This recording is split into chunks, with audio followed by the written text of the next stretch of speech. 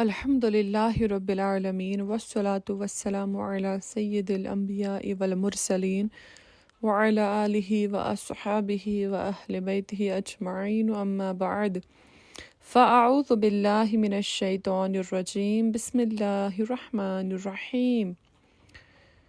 مزید ہم اعتکاف کے بارے میں سوال جواب اٹھاتے ہیں اور انشاءاللہ کوشش کرتی ہوں آپ کے جو وہ کنفیوژنس ہے وہ سارے میں کلیئر کرنے کی کوشش کروں۔ اور ایک سوال ہے کہ میری دوست نے اپنے شوہر کی اجازت کے بغیر اعتکاف شروع کیا، اب اس کا شوہر کہتا ہے کہ اعتکاف توڑ دو، تو اس کے لیے کیا حکم ہے؟ وہ اپنے شوہر کا کہنا مانے یا نہیں؟ دیکھیے، اعتکاف شروع کرنے سے پہلے شوہر کی اجازت ضروری ہے، اور اگر شوہر کی اجازت کے بغیر کیا تو شوہر کو حق ہے کہ وہ اعتکاف توڑوا سکتا ہے۔ لیکن اگر شوہر نے اسے اجازت دی اور اجازت کے بعد اسے کہا کہ اب نکلو یا اب اعتکاف توڑ دو، تو اب وہ عورت شوہر کا حکم نہیں مانے گی۔ اب جب آپ کی دوست نے اپنے شوہر کی اجازت کے بغیر اعتکاف کیا تو اس کے شوہر کو اجازت ہے کہ وہ اس کا اعتکاف توڑوا سکتا ہے۔ تو آپ کی دوست کو شوہر کا حکم ماننا ضروری ہے کیونکہ اس نے شوہر کی اجازت کے بغیر اعتکاف شروع کیا تھا۔ اور ایک اسلامی بہن کا سوال ہے کہ میں اعتکاف میں بیٹھنا چاہتی ہوں جبکہ مجھے کپڑے بھی سینے ہیں، کیا میں اعتکاف میں بیٹھ کر کپڑے سی سکتی ہوں؟ اس میں میرے اعتکاف میں خلل تو واقع نہیں ہوگا؟ دیکھیے، اعتکاف ہم کرتے کس کے لیے ہیں؟ عبادت کے لیے۔ تو اب مسئلہ میں بیان کروں، اس سوال کا جواب دینے کی کوشش کروں گی۔ دیکھیے، عورتیں اعتکاف کے دوران بیٹھے سینے پرونے کا کام کر سکتی ہے اور گھر کے دوسرے کاموں کے لیے ہدایت بھی دے سکتی ہے، مگر خود اٹھ کر نہیں جا سکتی۔ اگر کوئی عورت درزی ہو، یعنی کپڑے سیتی ہو، اور وہ اعتکاف میں اجرت پر کپڑے سیے، یعنی جس پہ اسے پیسے ملے، تو یہ اس کے لیے جائز نہیں ہے، ٹھیک ہے؟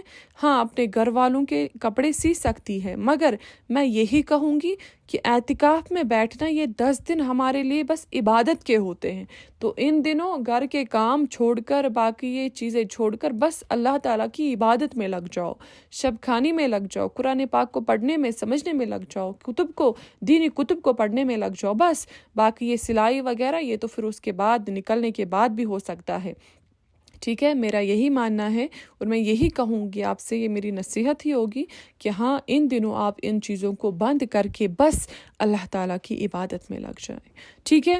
اور ایک سوال ہے کہ میری دوست نے مسجد میں اعتکاف کیا تو اس کے اعتکاف کا کیا حکم ہے؟ اب دیکھیے، پہلے تو میں یہ سمجھاؤں، اب جو اس کی دوست نے مسجد میں اعتکاف کیا تو وہ، کیونکہ عورت کا مسجد میں اعتکاف کرنا مکروہ ہے، بلکہ وہ مسجد بیت یعنی گھر میں مخصوص جگہ میں اعتکاف کرے، مسجد میں نہیں، کیونکہ مسجد میں اعتکاف کرنا مکروہ ہے، ٹھیک ہے؟ اور اس کے بعد اور ایک سوال ہے کہ اعتکاف کے دوران کنگھا کرنا، سرما لگانا، آئینہ دیکھنا، تیل لگانا، مسواک کرنا، عطر لگانا، منجن استعمال کرنا کیسا ہے؟ کیا ان کے استعمال کرنے سے اعتکاف پر کوئی اثر پڑے گا؟ دیکھیے، اعتکاف میں کنگھا کرنا، سرما لگانا، آئینہ دیکھنا، تیل لگانا، مسواک کرنا، عطر لگانا جائز ہے، ان میں کوئی مسئلہ نہیں، کوئی پرابلم نہیں۔ ہاں، اعتکاف میں منجن وغیرہ نہیں کر سکتے، البتہ مسواک کر سکتے ہیں، کیونکہ مسواک نبی پاک صلی اللہ علیہ وآلہ وسلم کی پیاری سنت مبارکہ بھی ہے۔ اور ایک سوال ہے کہ میری دوست اعتکاف کے دوران اخبار یا رسائل وغیرہ پڑھتی ہے تو اس کے اعتکاف کے لیے کیا حکم ہے؟ دیکھیے، اخبار میں چونکہ جانداروں کی تصاویر ہوتی ہے اور فلمی اشتہارات سے عموماً پر ہوتے ہیں، لہذا اعتکاف کی حالت میں ان کے مطالعے سے احتیاط ہی فرمائیں۔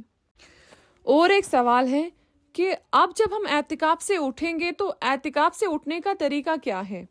دیکھیے، اعتکاف سے اٹھنے کے لیے ایسے نہ دوڑے جیسے قید سے رہا ہوتے ہیں، بلکہ خوب رو رو کر اپنے گناہوں اور کوتاہیوں کی معافی طلب کریں اور خوب گڑ گڑا کر تمام اسلامی بہنوں کے اعتکاف کی قبولیت کی دعا کرے اور تمام امت کی بخشش کی دعا مانگے۔ اور جن باتوں سے اعتکاف کے دوران بچے رہیں ان تمام باتوں سے تمام زندگی میں بھی بچنے کی کوشش کریں۔ اسی حوالے سے اور ایک سوال ہے، کہتی ہے کہ میری بہن چھوٹی بہن تھی، جب اعتکاف سے اٹھی تو اسے عید کی بہت خوشی تھی، اس وقت اس کے تاثرات کیا ہونے چاہیے تھے؟ دیکھیے، جب ماہ رمضان رخصت ہونے کی خبر سنے تو صدمہ سے دل ڈوبنے لگے کہ ماہ محترم ہم سے جدا ہو گیا۔ خوب رو رو کر ماہ رمضان کو الوداع کریں۔ اور ایک سوال آیا ہے کہ میری دادی جان تمباکو والا پان کھاتی ہے، کیا وہ اعتکاف کے دوران یہ کھا سکتی ہے؟